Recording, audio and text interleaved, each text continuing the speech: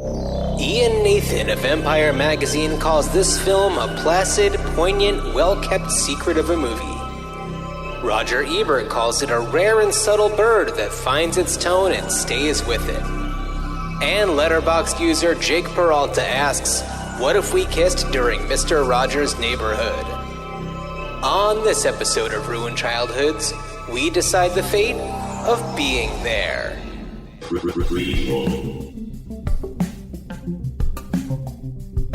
Sequel. Reboot. Which one will it be? It's the Ruined Childhoods podcast. Greetings, Starfighters. Okay. I like to podcast. I was going to say, I hope that our listeners like to listen, because we're going to be doing some listening. Yeah. Hey, welcome. It's Ruined Childhood. We're doing it again. This is our first time back on kind of a regular schedule. We kind of banked a bunch earlier because Dan had a little bit of extra time and more flexibility, and now we're back on our bullshit. And It's kind of exciting because we haven't sat down and done this in a few weeks. And it kind of felt right to do something where it would be nice to have a little bit of extra time. And being there, at least for me, having a lot of extra time was great because I really got into watching a lot of Peter Sellers movies that I either haven't seen in a long time or have never seen. And Dan, did you know that today, the day that we're recording this, would be his 96th birthday? I did not catch that. No, wow, that is so. Today stumbled it's across September that 8th? on the old social medias, and I was like, wait a second, what? Okay, this happens. So yeah, I don't think we always make note of it, but like this happens with us where we don't plan this out. We're not like, oh, we're going to celebrate Peter Sellers' birthday by doing Being There. It's like we'll pick a movie and we'll do it, and then we'll find out, oh wow, we recorded this on their birthday, or it's releasing on their birthday, or something strange like that. Pure coincidence, just by chance, if you will. Oh, yeah. Tip of the hat. Very nicely done there. Thank you. And if by chance you are a new listener to Ruined Childhoods, willkommen, bienvenue, welcome, come on in. And we're here to talk about, not just talk about movies, but we are talking about the ongoing, the extended life of movies and franchises and characters and stories, because that seems to be kind of the way of the entertainment business these days. Yeah. We don't not that there are not original films out there, but we don't see them as much in wide release or any theatrical release. Well, here's the thing, is that studios know that they can make sure money on something that's, tried and tested. And that's going to be maybe a remake or a sequel, part of a franchise. And it's true. But there are so many movies that are original stories. We just maybe aren't seeing them being as widely publicized. There's a lot of really awesome stuff out there. On our last episode, or maybe a couple ago, we talked about Annette. That is a truly unique movie, that experience that I highly encourage people to check out on Amazon Prime. And there are a lot of original stories being told, and people have to recognize that too. But yeah, they're not getting the attention that they're not out there. Get. Like to put it in perspective, like Rain Man was the #1 movie of 1988, And not that Rain Man is like the most, groundbreaking original film ever. But when we look at box office grosses, the top three are going to look something like an Avengers, a Fast and a Furious, and another Avengers, something, another Fast Marvel. and the Furious.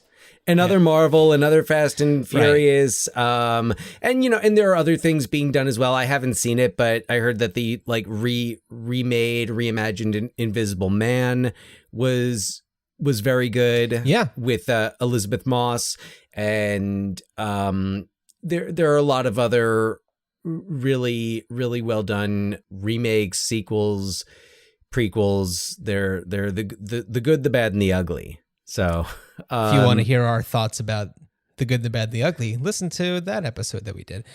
I had mentioned this earlier to you, but I have to just kind of share before we get into it that it was it was interesting because so my day job is as a teacher, and we have staff meetings, and they're online these days, and there's always a slideshow that goes along with it, and our principal always has the first slide has some type of prompt, and especially now that we're on Teams doing our meetings, which it's like Zoom for those who aren't familiar with it, and so there's always a question, and everyone's supposed to pop their answer into the chat, and it might be like, where's a place in the world you've never been that you would love to go, or what would you do if you found $1 million or something like that. And today's question, now the question first would have caught my eye and had me say, and not everybody on the staff is aware of this podcast.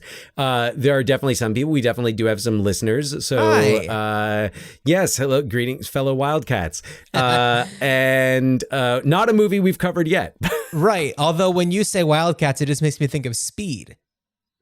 Oh, right. See, I thought you're thinking of Wildcats Goldie Hawn. No, okay. but we should talk about that. So coming back to Speed, so the question today was, which sequel do you wish could be erased from existence?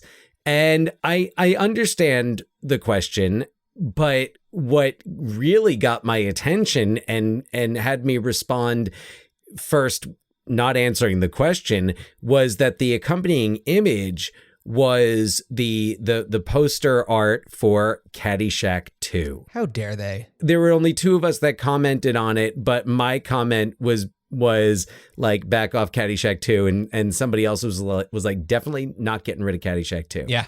So what did you especially say? if you're the Fonzanoon that backed me up, thank you. Not a Fonzanoon. So people said, no, not a. I mean Fonzanoon in a good way. Okay. So the Speed 2 was the first one mentioned in there.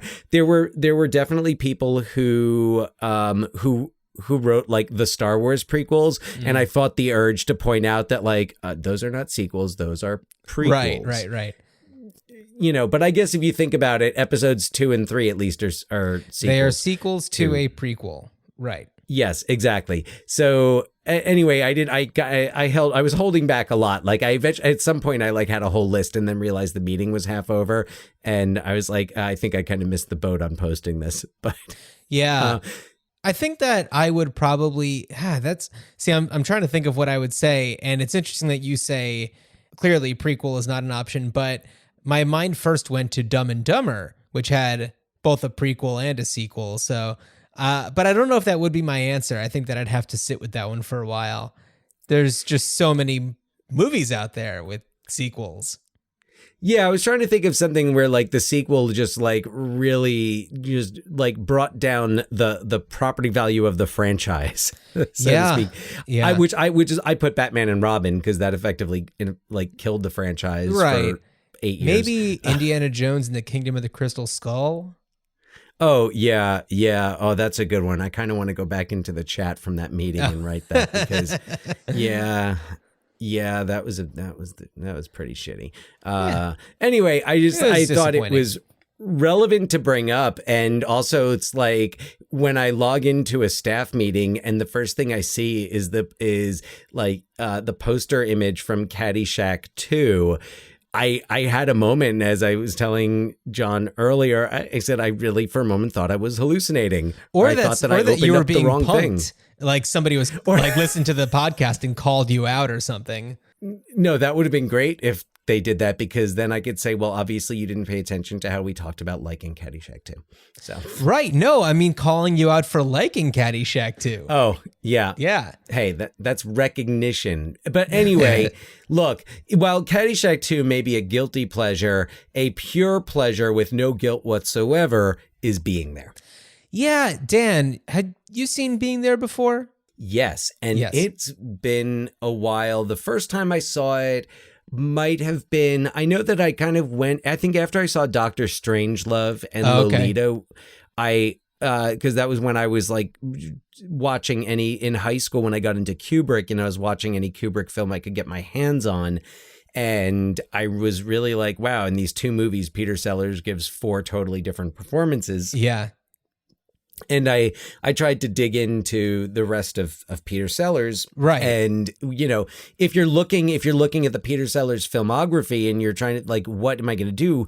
What am I going to watch? Well, Being There, I mean, aside from being his last film Was it his last film? I know he died right after, but there might. Okay, no. I think there was a Pink Panther movie that came out, but it was compiled of It was a Pink Panther movie where they like hobbled a story together using like outtakes. Oh my goodness! There's The Fiendish Plot of Dr. Fu Manchu. That came out in 1980. Oh, okay. All right. So yes. So another Peter Sellers film that should probably not be watched. I mean, or with Helen Mirren. Talked about Sid Caesar is in it. Well, Helen Mirren, yeah, that would have been. Helen Mirren's also in Caligula. Yeah, I know. Yeah, which Caligula is tremendous and has like just the most impeccable cast. It's like the largest collection of British actors in one film before the Harry Potter series began. Right. So, So Peter Sellers, I definitely was going into a bit of a Peter Sellers hole. I watched Dr. Strangelove, which I hadn't seen in a very, very long time. And what's really interesting is I didn't find it as enjoyable as I remembered it. And I kind of got a little weird about it being called Dr. Strangelove. I know the title's much longer than that, but it's like, I feel like this is really, kissing Peter Sellers' ass a lot, because I know that he was given just so much freedom to kind of be a goof and a weirdo. And that character, I don't know, it didn't feel like a character that would have been the titular character, if you will. He comes in the third act. Yeah, I mean, Peter Sellers is, of course, all over that movie because he plays 3 different characters. If anything, I feel like it would be the lieutenant's name or whoever the guy is who kind of goes mad to begin with. And, I don't know. Jack D. Ripper. That's right. Yeah. So, I don't know. Well, it's adapted from a novel called Red Alert. Yeah. Which I suppose, which kind of does seem like kind of a very basic title. Do you think it should have just been called How I Learned to Stop Worrying and Love the Bomb? Maybe. I mean, that was during a time when there were crazy long titles like that. Yeah. I mean, considering that was also just part of the title. But Dr. Strangelove, I mean, has a awesome, memorable ring to it. But for it to be named for that character seemed a little odd for me. But anyway, all I'm saying is I appreciated his performances, but I feel like they made me like the movie less than if he were maybe just 2 of the characters. I don't know. And then I watched the first 2 Pink Panther movies, and it's so odd. And it's definitely this time. And I know that, a lot of it is like Robert Evans and just kind of being like, all right, this is Peter Sellers, and he's going to do this Peter Sellers thing, and everybody just make room, and it's the Peter Sellers show, and, good luck getting the line in, because he's just going to do what he's going to do. And, he's funny, and it's bizarre because at the end of the first one, Spoiler alert. he gets sent to prison because it is believed that he is this jewel thief. And then all of a sudden he's back and he's got a completely different thing going on. I don't know. So did you start with A Shot in the Dark? Oh no, I just started with the Pink Panther. Oh, okay. Which I'm not sure which one came first, but I think A Shot in the Dark might have been the first. Oh, was it? One? Because Yeah, in the I mean, first, in the Pink Panther, that one was Clouseau was kind of less important to the whole thing, and then it seemed like he kind of made his way into being kind of the star of the whole thing. Oh, you know what? I think if I'm correct, the Pink Panther actually came first, and then it was A Shot in the Dark. I'm kind of going through his thing right now, and Yeah, Shot in the Dark came out in 64. 64. Yeah. So, and he had done so many movies, but Because there's Curse of the Pink I think the Return of the Pink Panther. Panther is or the Pink Panther Strikes Again. I don't know. There's just Yeah. there's so many of them. I think Curse of the Pink Panther might have been the one that came out in like 83 or something. Okay. That was just like assembled footage from So the other strange. ones. And then there was Son of the Pink Panther with Roberto Benigni. Roberto Bernini. That's right. Yes. So why don't we talk a little bit? And by the way, listen to our episode about The Party, and I feel like The Party is going to come up a little bit, just in the sense of like where Peter Sellers was as a person, which. First and foremost, Peter Sellers was not a good person. He was an abusive partner and father and just not a great dude, but certainly talented. He was looking out for number one and nobody else. Number one on the call sheet. Which, by the way, if you, and it's been a long time since I've seen it, but there was an HBO movie about the life of Peter Sellers that starred Jeffrey Rush as Peter Sellers, and Jeffrey Rush is amazing as Peter Sellers, and it's really worth checking out. Yeah, I wanted to watch that in preparation for this. I just couldn't find it. Hard to find. Yeah, so, Peter Sellers was definitely into like Eastern philosophies, and I think that really informed his character for The Party, which, as we discussed on that episode, was definitely more satirical and more of a political commentary than one might give it credit for on the surface, because it's hard to see past him in brownface. And that it makes a lot of sense that he would eventually come to do Being There with Hal Ashby, who is a total hippie, who, inserts politics into a lot of his movies in one way or another. And his thoughts about the military, such as in Harold and Maude, and, Being There, of course, is just like... And Coming Home as well. Another Hal Ashby, right, more serious about the Vietnam War. Also, That's right. Jerzy Kosinski, the author of the novel and co-writer of the screenplay, also very politically outspoken. So, Jerzy Kosinski, I watched a few things that are on the Criterion Blu-ray for Being There. And first I watched his appearance on the Dick Cavett Show.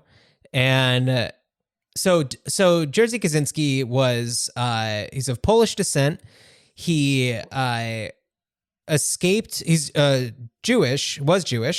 He escaped from, or hid from the Nazis with a Catholic family, and he was mute from the ages of like 9 to 16. And he says that there was some sort of accident, and it was an accident that kind of snapped him out of it.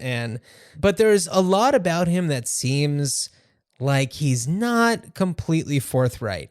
So he died because he killed himself, and this was around a time where it was coming out a lot of very convincing evidence that he had plagiarized a lot of his works.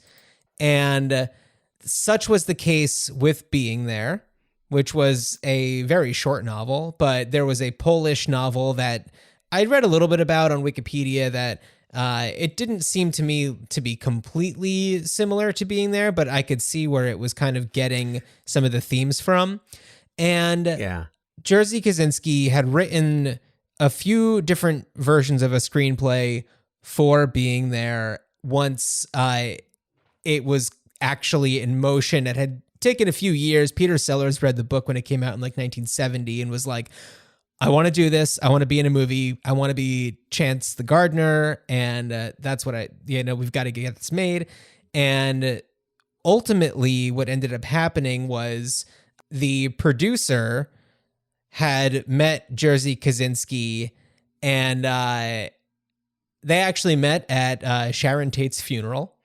And they had kind of formed a bit of a relationship. They were both buddies with Roman Polanski, another historically bad dude. And at a certain point, Jerzy Kosinski had said that this one, I think like South African billionaire told him like, I'm going to fund this movie to be made and blah, blah, blah, blah, blah. And the producer of the movie, whose name I'm forgetting right now, but I'm sure it's Andrew Bronsberg. I think this was from the Making of Being There feature on it. Oh, did you watch that? I watched part of that. Oh, yeah. Because I watched it on, I'll give a shout out to the Criterion channel. Yeah. Which not only has the movie, but you can stream a lot of the features as well. So I did watch some of that documentary. Yeah, which is fascinating, which is so fascinating. And so then he was just like, don't do that. We're going to get this made. They ended up getting it going. Jerzy had written a bunch of screenplays for it. And Hal Ashby and everyone was just like, we cannot do this. These are no good. And so then Bob Jones, who was not the bad guy from RoboCop. Not the bad guy from Dick RoboCop. Jones. Sorry, that's Dick Jones. But it's still not the bad guy from RoboCop. He did a version of the screenplay. He had been an editor for Hal Ashby in the past and had written some stuff.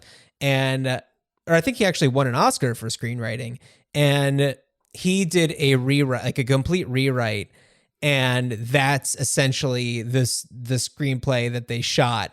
And after the film was made, Jerzy Kosinski was like, it's so amazing, but demanded that he get all screenwriting credit. And it was like disputed in arbitration at the Writers Guild, and they favored, for Jerzy. And so Bob Jones doesn't get the credit that he so greatly deserves for essentially being the sole writer of that screenplay or adapter. Taking what Kosinski had written in his drafts and his novels and actually making it work as a script. And a lot of the critics say like this adaptation is better than the book. And from what I hear about the book, which I hear it's a very quick read, first of all, so I should probably give it a read, but it's just a way more complete story. And Peter Sellers, who was the clear choice, who had been wanting to play this character for so long, just, really nailed this character of Chance, which I should probably do a synopsis, huh? Yeah, but before you do that, it is important to note while we're talking about this that Peter Sellers' career was not Peter Sellers was not in high demand. No. By the time this movie was made. So it was not a shoo-in. It wasn't, it wasn't like a Tom Hanks or a George Clooney bringing something in and being able to pretty much do whatever they want. Like it took him almost 10 years to get this made. So, so Peter Sellers, so really like Hal Ashby and Peter Sellers wanted Hal Ashby to direct it. Probably because Hal Ashby wouldn't give a shit about it, would cast Peter Sellers and wouldn't the studio would probably say no, Robert Redford, we want Robert Redford for this. Oh God, that would have been awful. Yeah. I love Robert Redford, but not right for this character. No, not right for this character. So anyway, just important to note that Peter Sellers reached, we said he passed away, I think in 1980.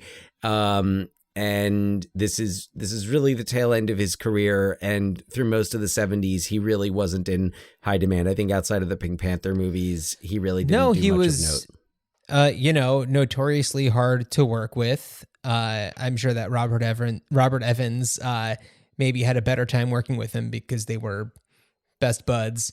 But seems like everyone else really hated working with him, except for on this film. I guess he was extremely easy to work with and a lot of fun, although he stayed in character most of the time, which is probably why he was easy to work with, is because he probably didn't do much talking on set. All right. TV. You ready to synopsis? Go for it.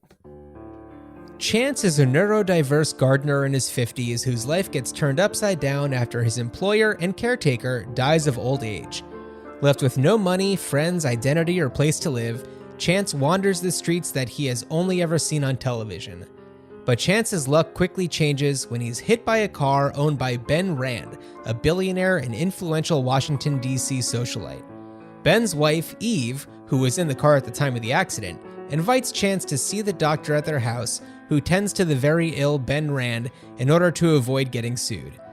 As Chance and Eve get to know one another in the car, Chance remains quiet and seemingly contemplative, and she mistakes him as saying his name as Chauncey Gardner, when he actually says Chance, the gardener. At the Rand estate, Chance, now Chauncey, meets Ben Rand, who is very taken with Chauncey. Everyone mistakes Chauncey's simplistic views on gardening and watching television as wide metaphor, though Ben's doctor suspects that something is amiss. Before long, Ben invites Chauncey to join him in a chat with the president, who also mistakes Chauncey's thoughts on gardening as a brilliant metaphor for the economy, going as far as to quote Chauncey in a televised speech. This gets the country buzzing about this new mysterious financial advisor.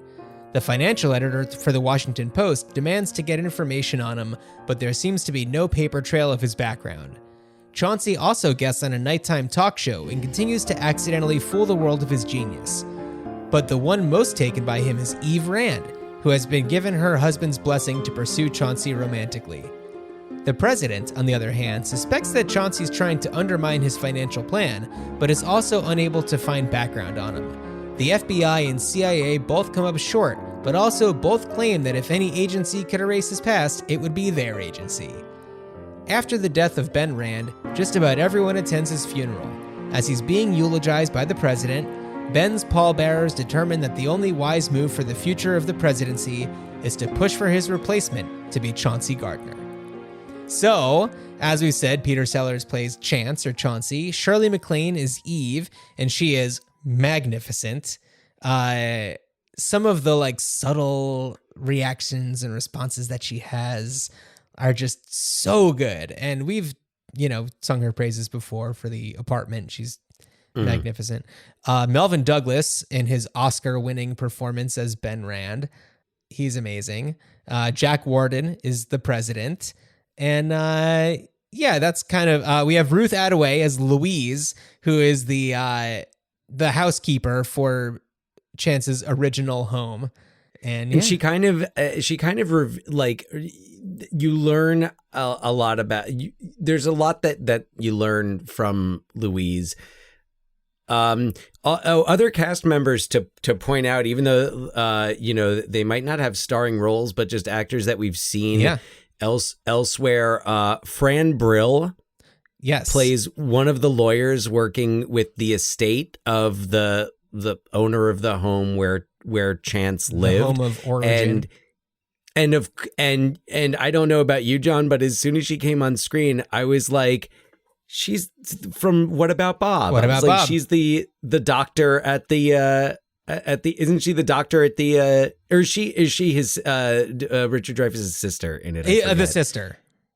Oh, she's the I'm like, I knew I recognized her. I was like, what about Bob? Yeah, and she was also in Midnight Run.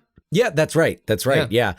And also, anyone who watched the show Benson back in the day would recognize, I want to say his name was Richard Noble, who played the governor on Benson, plays one of the president's aides in this, the president's top aide.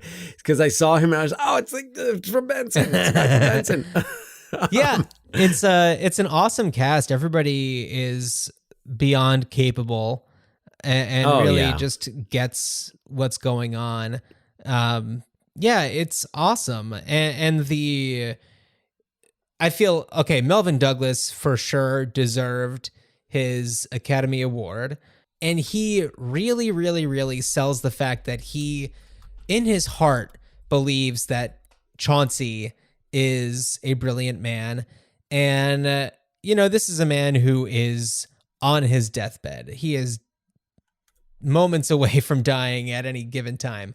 And, Chance is the only person that ever kind of looks at him with respect and dignity, and makes him feel comfortable with dying. And it's really lovely. And their relationship is really fantastic. I mean, he, wants Chauncey to take over his house and wife and everything and money. It's that's huge. Yeah. But he's also like, he's on, and you don't see a lot. I feel like in movies like this with roles like this, you see a lot of assistants and aides kind of grubbing and trying to screw each other out of favoritism and inheritance. And you don't see that here. Even the doctor who's on to Chance, or like not on to Chance, because Chance isn't doing, this guy is just like, this guy's not telling a single lie. This guy does not have a false bone in his body, Chance. Right. But even the doctor who suspects that something isn't as it seems, he doesn't really say anything about it until after Ben dies. Yeah, so he tries to figure out who this guy is, and he goes through his stuff to try to get information for Secret Service or the FBI or whomever, and ends up following up on a lead because Chauncey mentions his Thomas Franklin, the attorney who comes to the house where Chauncey or where Chance lived, and who was the first person to kind of wonder, like, what is the deal with this guy? There's no record of this person at all. And when Thomas's name is mentioned to the doctor, he tracks him down and they talk. And then towards the end, Robert, the doctor, calls him Chance and says, "And you're really a gardener, aren't you?" And he says, yes, I am. And he's like, "A garden needs to grow strong," or whatever he always says. And, but he knows that it doesn't matter, because all that matters is that he has made Ben feel comfortable. He is making Eve happy. He can tell that he really loves Eve despite his setbacks. And a lot of people liken this movie to Forrest Gump. And to quote Forrest Gump, or to paraphrase him, Chauncey is not a smart man, but he knows what love is. Right. Yeah, exactly. Yeah, it's interesting. Like I get it's like I kind of get the comparisons. I kind of see where there's that. Yeah. I see it, but it's a very surface comparison. Being there it's very like no frills. Like, yeah. It's so beautiful in the way that it's shot, and actually I thought that the title being there was really appropriate, because that's kind of all the camera has to do. Yeah, is just be there, and it's so well. I mean, it's shot so well. And Caleb Deschanel is the cinematographer. And he even talks about like, kind of letting action happen within the frame. Right. But that's what I really enjoy about this movie, is that it's not that there's it's not like there's no direction and nothing, but it's just the right amount everywhere. Yes. It's just the right amount. The music, and it's so like there was one scene where the music was so powerful, and he's talking the Basketball Jones part when they're arriving at the estate. I don't think so. No. Basketball Jones. Do you not remember that? It's when Eve and Chance are first arriving at the estate, and he turns the TV on it's the Cheech and Chong song, Basketball Jones. Oh, yeah. Okay. No. I'm thinking of the music. So there's when he's talking to Ben. And he has these moments, and this is something that's so nice, because he's just very honest, and he doesn't often talk about his feelings, but he says, "I'm sorry you're so sick, Ben." Yeah, let's listen to that moment. You don't play games with words to protect yourself. No, you're direct. You remember what I was talking to you about last night? No, Ben. Oh, sure you do. My plan for financial assistance to businessmen. Well, I think you're just the man to take charge of an institution like that. Uh-huh. I understand, Ben. And Chauncey, I know you're not a man to act on the spur of the moment, so don't feel that you have to rush into a decision. Thank you, Ben. Now, Chauncey, I'm afraid I must excuse myself. I'm awfully tired. I'm sorry you're so sick, Ben. That's kind of one of the few times where he actually expresses a unique thought. Yeah, a unique thought that's not prompted. Yeah. Because usually even what he says about gardening, it's prompted because whenever anyone asks him a question, that's basically what he knows. Yeah, but I don't think that even that is unique thoughts. I think that's just him going into his well of knowledge, and that's all he's got, and that's all he's going to give you. But sorry you're so sick is, really something else. It's a lot more genuine, and you referred to him, in the synopsis as neurodiverse, which appropriately. Well, say what you're going to say, and then I want to come back to that. Yeah, no, but because it's not defined, there's no explanation. And back when this movie came out, they would just say, oh, he's simple, he's simple-minded, which now we look at it, and especially depending on your familiarity, with different types of neurodiversity, you're looking at it and saying like, oh, maybe he has Asperger's, or maybe, it's not important, but it is important to recognize that that many people, especially people on the autism spectrum, expressing just an unprompted emotional idea like that is, it's not happening every day typically. Right. So I think it makes it powerful. And the music is just when I mean just enough, not too much. Yes. It's emotionally, because it's kind of, it's a little mournful, but it's not really sad. And it's simple. It's just a piano, but it's simple and powerful, like Chauncey. Yeah. Sorry, just to go back to, him being neurodiverse, and I wrote that down, and I was like, I don't know. I mean, I feel like these days we all have a tendency to try to diagnose everybody and try to figure out what it is. And I think that this movie, one of the things that it does really well is it gets you thinking, because it doesn't give you everything. So it makes you theorize. It makes you wonder what happened to him or what's going on.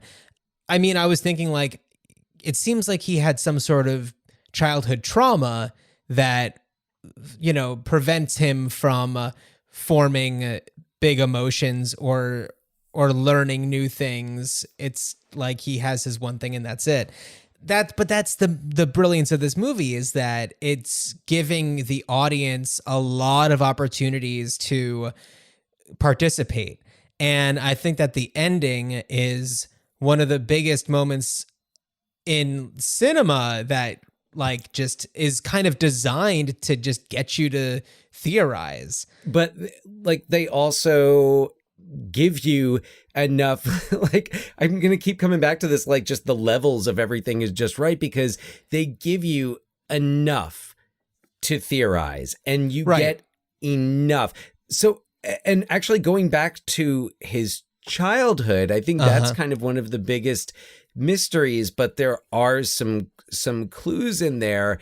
And as I was watching it, I was wondering, and I thought to myself, I was like, was Chauncey or Chance the son of Right. the guy who owned the house, because he says he's always been in that house. He's never left. Well, he says he's He there tends ever the since he garden. can remember. Actually, I'm just going to play that moment really quick. Yeah. Just how long have you been living here, Mr. Chance? Ever since I can remember. Ever since I was a child, I've worked in this garden. I guess I didn't need to play the clip because I just said everything that they just said. But yeah, ever since I was a child, Right. I worked in this garden, and yeah, I don't know. It kind of leaves a little bit, a lot of mystery actually. Well, but then we really don't get more about it until Louise, much later in the film, sees him on TV. Sounds as if we need a lot of gardening here. We certainly do. Yes, It's for sure a white man's world in America. it is possible to be flooded in one part and Yeah. the other I raised dry. that boy It since is he was the size of a piston. of the gardener. And I'll say right now he never learned to read and write. No, sir. And Had leave no the brains water at to all. the areas The that are stuff with dry. rice pudding between the ears. It is the responsibility of the Shortchanged by gardener the Lord and dumb as a never jackass. plant a sun-loving Look at him now. in the shade of a Yes, high sir. wall. All you gotta be is white in America Everything to get whatever you want. fine. Louise, amazing. I want to. We'll come back to the racial Yes, message there, because this is not the first time right. in the movie. But yeah, when she says that she raised him, and then I was thinking about, because I've known of families, you know, back in the 70s and 80s that had neurodiverse children, did not understand what their needs, did not understand, you know, what the options were, and basically just kind of like tucked them away and just put, Right. you know, in a room. And it felt to me like Chance, that was kind of his experience, where, you know, I guess maybe it was his father who had the means to just basically like pay Louise and be like, put him out in the garden. Right. And of course, like, he connects to that. He connects to gardening, and there's so much metaphor there. And you mentioned possible childhood trauma, and it you know, it brings up the questions of, okay, well, if that was his father, what about his mother? You know, did his mother abandon them? Did she run off? You know, we know nothing. Right. If the old man isn't his father, then who were his parents? How did he come to live in this house? Yeah. But Dan, as such a small child, isn't it so great that we don't know? It is. It is. Yeah. I would never, I know, like, I don't want to put the cart before the horse here, but I don't want to see a prequel that answers all these questions. Yeah. Oh, for sure. And so I'm just going to do a quick little. Spoiler alert. So at the end, at Ben's funeral, Chance walks off and tends to a little tree that's trying to grow through some branches and stuff. And then he just kind of walks off on top of the water back toward the house. And this is something that's been up for debate since the day this movie came out. What does that mean? And honestly, so I believe that the official quote from Bob Jones is, he was just too dumb to know that you couldn't. And that was part of that documentary about the making of the movie. And I, totally agree with that. And then also there's such a strong case to give, weight to the religious implications of Jesus walking on water. The woman's name is Eve. He's a gardener, Garden of Eden, all that stuff. So it's like there's a lot of religious things to kind of push you in that direction and make you think that way. I don't think that there actually is a religious reason for it. I truly believe that it's kind of like, here are all of these little, snacks for you to munch on, to kind of theorize away. And, it's that kind of movie that just is like, it's designed to just make you think. Yeah, no, I just like wrote all these like questions about it and just all the meanings, because, talking about how Chance is just, when he's talking about gardening, he is literally talking about gardening. If the roots are strong, there will be growth in the spring. And so like what he's saying is actually very, I don't want to say shallow because that's an insult, but what he means is very much like literally what he's saying, but everybody else assumes there's so much depth to what he's saying. Yeah. And I kind of drew that comparison at the end to where he's walking on, the water is just like barely, it's like he's walking in a very shallow puddle. The water barely even impacting his shoes, his feet, but then he takes a stick and it's his umbrella, or his umbrellas, right, Yeah. and kind of dips it into the water next to him. And I felt like it was kind of this, like, we see what we want to see, and some things that really aren't. Yes. Like some things that are not, some things that are not meant to be deep are taken as deep. I also thought my question that I wrote here was, does it mean that he doesn't sink into the water because he just doesn't let it faze him, because things don't faze him and he just accepts the world as it just accepts the world as it is. So when he walks and he's kind of like one with nature. And also, like, when he walks on the water, is he just kind of able to walk on the water because this is the direction I'm walking. I'm taking step by step. I mean, I don't like. He doesn't have. Who knows? Yeah, he doesn't have all of the anxieties that we have. He doesn't have all the things that weigh us down. He is just fluttering through life. And as a white man in America, succeeding, thriving, and getting everything that some people spend their entire lives trying to get. So right, and without really trying with that. And this is where I kind of see the Forrest Gump overlap. How this guy is he's just kind of going on instinct. And I mean, look, I enjoy Forrest Gump for what it is, but like when we talk about having the levels just right and adjusted just right, Forrest Gump turns the volume up on a lot of things. Are you trying to tell me that he didn't actually teach Elvis how to dance? I cannot say this for certain, but Dan, the man just really had to pee.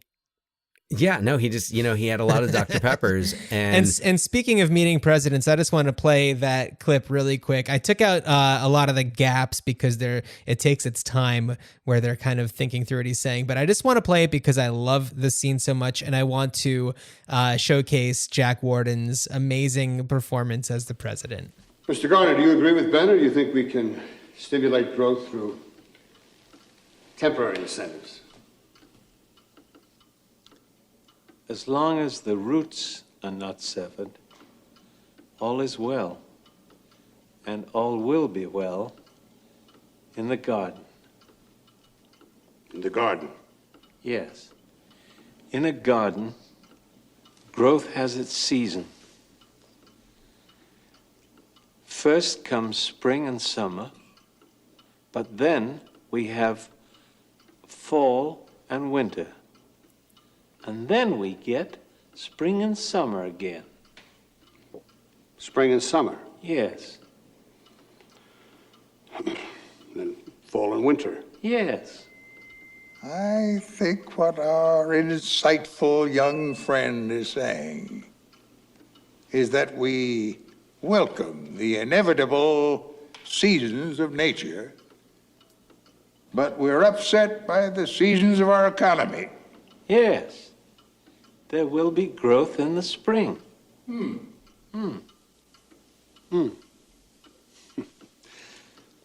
Mr. Garner, I must admit that is one of the most refreshing and optimistic statements I've heard in a very, very long time. admire your good, solid sense. That's precisely what we lack on Capitol Hill. It's so good. It really is. And there's so many little things that are subtly repeated. You like that sense of being, refreshing. Because when he first starts to is staying at the house, there's a scene where I forget if it's Ben or if it's the doctor who says he might be a breath of fresh air. Right here. Let's listen to that because I'm going to play this clip, and I want to point out that Shirley MacLaine, Eve, this scene starts off because she's trying to get some fresh air. My God, Eve, you'll freeze. No, I just wanted to get some fresh air. How's Mr. Gardner? Oh, doesn't seem to be too serious. But it is a rather large contusion, and I'd like to keep an eye on him. So I suggested that he stay here for a couple of days. Here? Mr. Gardner, stay here? Why? Is that necessary? No, not necessary, but helpful. Don't worry, he might be a breath of fresh air.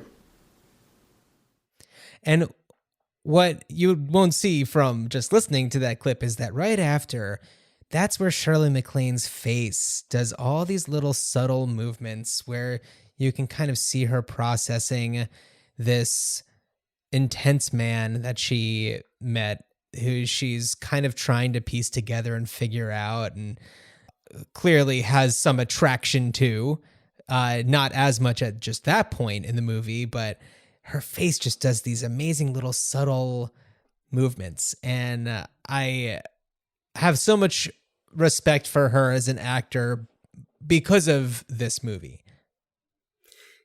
Not to say I don't think she's great in everything that she's been in, especially Defending Your Life. She's, oh man, talk about top cameos ever in film. No, Shirley, look, we could sing Shirley MacLaine's praises all day and night. I'm going to shout out Postcards from the Edge just that's kind of one that pops into my mind. I love that movie. What I also love about the screenplay is that it flips a lot of the metaphors, the things that he means literally, when he's going to go on TV and he's talking to the TV producer, and the dialogue between them is great. And the producer refers to his down to earth philosophy. And what I love is that the doctor doesn't say that thinking oh, I'm making a pun, I'm being funny. Right. He just means it's and nobody comments on the fact that his name is Gardner and he always talks about gardening. It's interesting. Nope. Yeah. Nope. Speaking about the screenplay, I wanted to look it up. I found a PDF of the screenplay because I was so curious about everything that the president was saying in Ben's eulogy, which is quiet in the background during most of it because you are just supposed to hear the pallbearers who are, while carrying the casket, talking about who to replace the president with. And I just want to read to you the transcript, essentially, of the president's eulogy. I know that Ben said, keep it small and quiet, no eulogies, no fanfares, as a bunch of F-18s fly overhead. And I don't want to go against Ben's wishes, but I thought it would be good, while our close friends carry Ben to his last resting place, to read from his quotes, which I'm sure will have a special meaning to you all, meaning to all of us who are gathered here today. I have no use for those on welfare, no patience whatsoever, but if I am to be honest with myself, I must admit that they have no use for me either. Okay, interesting quote. I do not regret having political differences with men that I respect. I do regret, however, that our philosophies kept us apart. Okay. It's kind of these quotes kind of saying nothing. It's these are this heavily influential man who's saying these things that are kind of just they don't have any substance to them. I was born into a position of extreme wealth, but I have spent many sleepless nights thinking about extreme poverty. Okay. This next one I love. When I was a boy, I was told that the Lord fashioned us from his own image. That's when I decided to manufacture mirrors. Then he says, life is a state of mind. The world parts with Rand and Rand parts with the world. Fair trade, don't you agree? Security, tranquility, a well-deserved rest. All the aims I have pursued will soon be realized. I do not know the feelings of being poor, and that is not to know the feelings of the majority of people in this world. For a man in my position, that is inexcusable. I've lived a lot, trembled a lot, was surrounded by little men who forgot that we enter naked and exit naked, and that no accountant can audit life in our favor. So, you know, I love the mirror one just because it's like, that's really funny. And I feel like that one is kind of buried more than some of the other ones. Yeah. But just funny. Pun intended, I guess. Oh, hey. Well, I don't know, because is he being buried, or is he being put into that weird, pyramid? With the Illuminati eye on it. Yeah, no, the right. He's being put into the Illuminati pyramid. And there we go. Another. Well, I guess he's not down to earth. Yeah. I mean, and another. Yeah, there's so much like just metaphor in this, but I love the subtlety. I love that you're not being hit over the head with it, and it's there for you to pick up on. Yeah. Which I feel, I mean, that is so Hal Ashby. And as any listeners would have heard on our Harold and Maude episode, I'm such a big Hal Ashby fan, specifically Harold and Maude and being there. There's a lot of his films that I haven't seen. He does give a nod to a film that he edited, The Thomas Crown Affair, which has a short clip in the scene where Chauncey actually does make a move on Eve, mimicking what he sees on TV, as he is a mimic, much like Peter Sellers, famous mimic. So, Dan, we are already an hour into this, and I know we could keep on going. Any last thoughts before we move on to what we do on this show? Yeah, I want to come back to, I just want to talk about the moment when he first leaves the house, which looks like this very serene, calm, quiet, like a wealthy It's very house. Quiet, yes. Yeah, and then he walks out of the front door. He's never been outside of the house. He's never been in a car. Never. And the neighborhood, like, buildings are dilapidated. There's trash everywhere. The neighborhood has just been neglected, and people are sitting out by like trash can fires. And there's graffiti on the wall. Oh, and by the way, the music again. So before I get to the graffiti, I just want to point out the music, because the music is freaking brilliant. That they scored this section of Chauncey like discovering the world outside his home with the also Sprach Zathura from 2001, but it's like this disco version of it. So, which is something that I know you're a fan of when other movies are referenced, and this is a subtle reference. This to is more of a subtle reference, but it's definitely intended there. And I believe Hal Ashby even said something like, "You want it to feel like he's leaving the planet." Right, and he's discovering this whole new universe, but it's this like he's leaving kind of like the world of the quiet classical music and entering this world of like the disco-fied with like the horns and the drums and everything. Right, and in the background you see graffiti that I paused it so that I could write it. So that I could type it down, because I was like, "This is Hal Ashby." Yes, and it said, and it was America something that I hadn't noticed it until this rewatch too. Oh, okay, yeah. It says, "America ain't shit because the white man's got a god complex." Yeah, which I thought, I was like, "Oh, okay, all right." So it's like, I'm like, that's cool. He's kind of getting his message out there, but it's just kind of part of the set dressing, and I love that. That idea is revisited with Louise. Yes. Just kind of calling it out. Yep. Louise is great. Big fan of Yeah. Louise. And I love it. And this is not a movie necessarily like about, it's not about one singular thing. It's not a movie that's meant to make a statement about that's like specifically intended to make a statement about racism, but it does, and it does it without really missing a step. It's telling it's like the movie, it keeps its pace, and I love the silence. Like we talked about the silence as they're processing things, and you see Chance as he's processing before he says things. And I love the nuance, like in Peter Sellers and his performance for someone who could get so wacky and over the top and physical. Just the look in his eye, right? Like so physical, but he's so physically reserved in this. However, you see what you need to see going on in his face. Right. And I mean, yeah, man, it's just, I mean, I was a fan of this movie when I first saw it, and it's been years since, but watching it recently, just I feel like I saw so many different levels of it. Like I feel like you can see this movie and you can kind of see it on one level and appreciate it and enjoy it, but then you can watch this movie and you can see so much more. Well, Dan, also this movie can mean so many different things depending on when you watch it.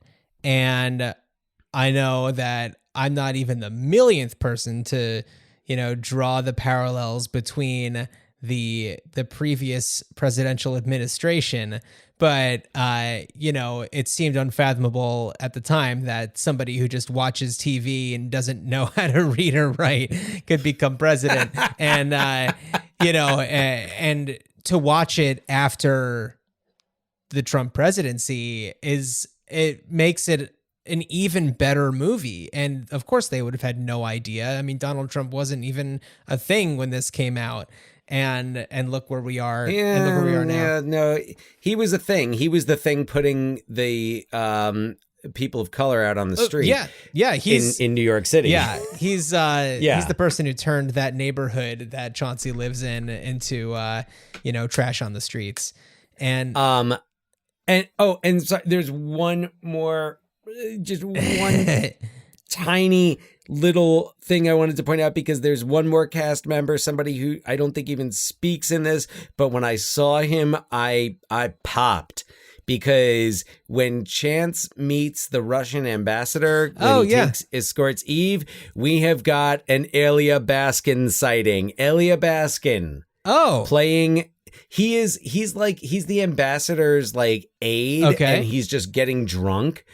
He's doing like drunk Elia Baskin. I mean, yeah, I don't like at this point his face is so recognizable. We talked about him, I think, mainly on the Air Force One episode. Right, yeah. But basically, like anything you've seen where there are like Russian characters, he's there. Elia Baskin is there. That's so interesting. I didn't even pick up on that. Oh yeah, no, I wrote it in all caps there. Yeah, it is. It's just great to see him in there. Yeah. So, all right, Dan, this is a tough one. Any thoughts about what you would do to bring this movie back all these years later?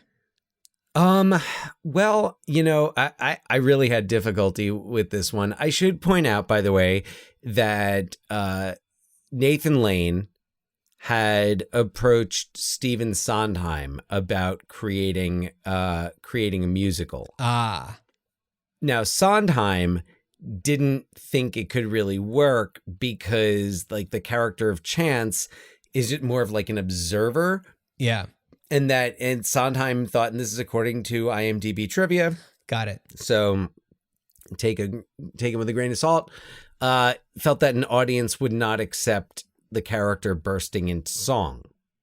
100%. Yes, I feel like there are ways. I feel like there could be ways to do it. I don't necessarily feel like it should be done. Yeah. So honestly, I really couldn't think any path that I thought of just didn't work. Like I don't think this works as like a series. No. Because I like the finality of Chance at the end, that he's kind of like he is just going off, we don't know to where, but like that's part of the mystery around him. So it's like I don't want to see where he ends up, or like I don't want some type of sequel where it's like Chance it shows up at some other rich person's house and basically the same thing happens. Yeah. Like you were saying, the mystery, the mystique about this is part of what really makes it work. Right. And anybody else making this movie, I feel, would have, he would have kissed Eve and then he would be cured of his traumas and his mental blocks and he would snap out of it and turn the TV off. Like, that's what most other filmmakers would do. And they would explain what happened to him. And I don't know, it's like, yeah, you're right. You're right. It's the mystique that makes it work. Look, I'm sure that there are some filmmakers who would make, I guess my only suggestion would be a remake, but not an American remake. Like, I would love to see an adaptation of the Polish novel that this was maybe plagiarized from. That wasn't quite where I was going, but like I was thinking like someone like a Bong Joon-ho, if I'm pronouncing the name correctly, Bong Joon-ho. I'm thinking of Parasite, and I'm thinking of the kind of dark humor in that. Like, I'm thinking to remake it, but for not just for a in a different language, but just for a different audience. But even then, I don't know if this works outside of that time setting. Yeah. Like that, because you think about TV and TV being such an integral part of this. Yeah. I mean, God, he's like, he and Eve are having this like weird love scene. Like, she's trying to seduce him and he's watching Mr. Rogers. Yeah. So it's kind of like there's that fascination with TV, and also like the unified, like when he's on that late night show, everybody sees it because like that in 1979 there were like 3 networks, and you were watching one of those 3. There weren't 500 channels and streaming services. Well, that's what the producer says to Chauncey before, as he's walking him in. He's saying like, more people are going to watch you tonight than have gone like to see live theater times 40 or whatever it is. I love his response. His response is like, why? Why? Which also is another like original like thought. Even though it's just asking the question why, it's showing interest in something. And and I love the reaction is, I don't know. Yeah. I mean, and he even get like another scene that I love is like he's watching himself on TV in the car and he gets bored and turns on like some other, it looked like, I know it wasn't Andy Kaufman, but it looked like Andy Kaufman. I can't remember what it was. An Andy Kaufman bit. I'd love to see a list of all of the shows that he watches, and I'm sure there's an analysis beyond belief of like how all of the shows, correlate to what's going on in the scene and what story they tell. Because everything is intentional with these types of filmmakers. Yeah, absolutely. But it's kind of perfect. Like, I don't think there's really anything I would change about it. I think it's kind of perfect. And other than, a filmmaker like a Bong Joon-ho doing this and creating it and making it for in another country for a different culture, that's really the only kind of thing I could see working. Like, it's the only thing that wouldn't make me like pissed off if I read the news, oh, Bong Joon-ho is making a, Korean remake of Being There. It probably wouldn't bother me, as much as like, oh, Wes Anderson is remaking Being There. It's like, okay, great. So Bill Murray's going to be Bill Murray's going to be Ben, and yeah, Jeff Goldblum is going to be the Doctor, and but which he'd be good at that. But it's not like I want it to happen. No, exactly. Like I would even like that's what I'm saying is like even something like that, which would be of interest to me. And I think, it's like Wes Anderson is one of those directors who I feel like takes some inspiration from the work of Hal Ashby. Yeah. I would be angry. I would be upset if that was happening. Right. That wouldn't happen. So that's my take on it. That's what I think. So a remake done in another country, in another language for a different audience would be okay. I don't think it is at all necessary. And I think it also takes away from some of the, like outside of the actual story, some of the other touches in this movie that give it so much depth and meaning. So John, yes. What's your plan? I've got two things. One would be a re-release. However, that could be done safely, especially in an outdoor theater situation at the Biltmore Estate in Asheville, North Carolina, where the Rand Mansion was filmed. I think that would be a really cool way to watch this movie. The other thing that I was thinking would be for this to become mandatory viewing for anybody running for public office from the like Senate or congressional level and up. Mandatory viewing. Mandatory viewing. Get them all to wear masks or walk through a metal detector. Yeah, well, but it's, I don't know, that wouldn't happen. I don't know. I don't think I want to hear what Marjorie Taylor Greene thinks of being there. I kind of do. Oh. I would love to hear it. I would love to hear reviews from everybody in politics, in DC, about this, elected officials. Yeah. I mean, I know that this is less material for ruined childhoods and more for something like Statute of Limitations. Hey, but just like looking at the Oscar, and I know this doesn't quite fit under, this wasn't necessarily, I think, kept out of the Oscars because of any type of discrimination, really, but just kind of in hindsight, looking at the nominees, it was not even nominated for Best Picture. No, Peter Sellers was nominated for Best Actor. Melvin Douglas won for Best Supporting. However, he did not attend the awards. Dan, have you heard why? No. He did not attend because he was offended that he was up against a child, the kid from Kramer Melvin versus Douglas. Kramer. Right, Justin Henry, who was 8 years old. Which Kramer versus Kramer, otherwise kind of swept the Oscars that year. But Melvin Douglas... I mean, look, he was also up against Mickey Rooney, so... Yeah. Let's not... but yeah, so like it was not nominated for Best Picture.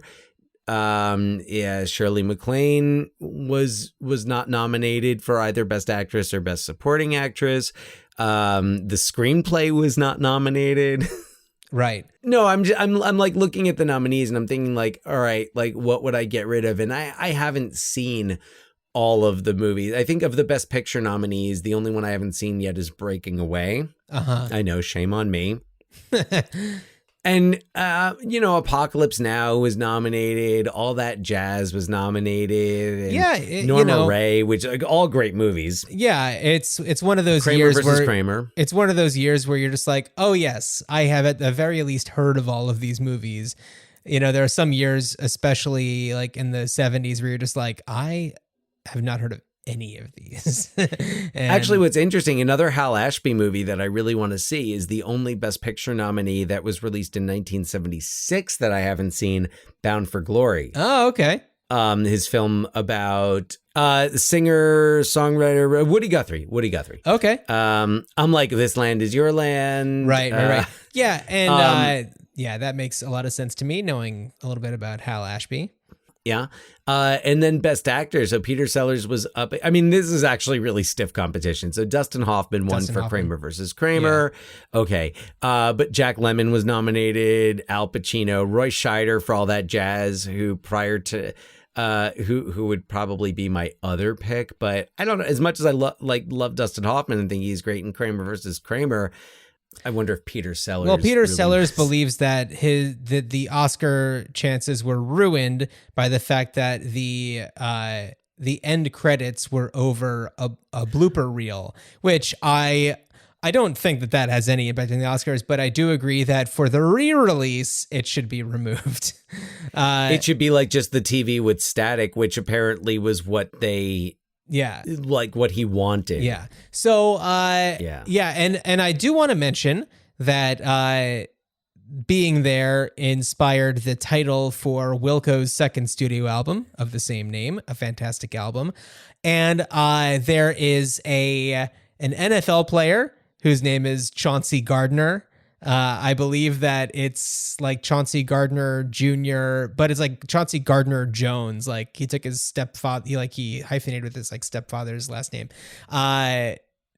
Definitely no homage to the movie, as far as I can see.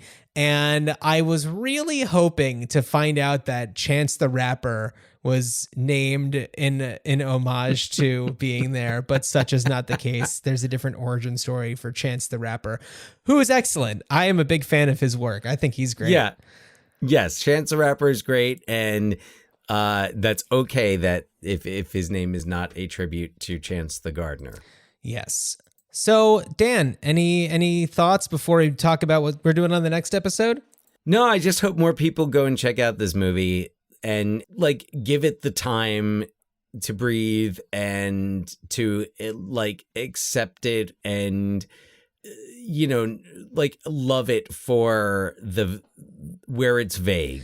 Yeah. Because it is vague with a purpose. And I think it is just another example of the balance that this movie sets, where it's just kind of perfectly balanced. Yeah, and if you have thoughts and want to share them with us, you can email us at ruinedchildhoodspod@gmail.com.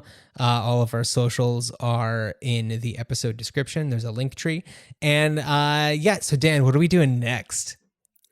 All right.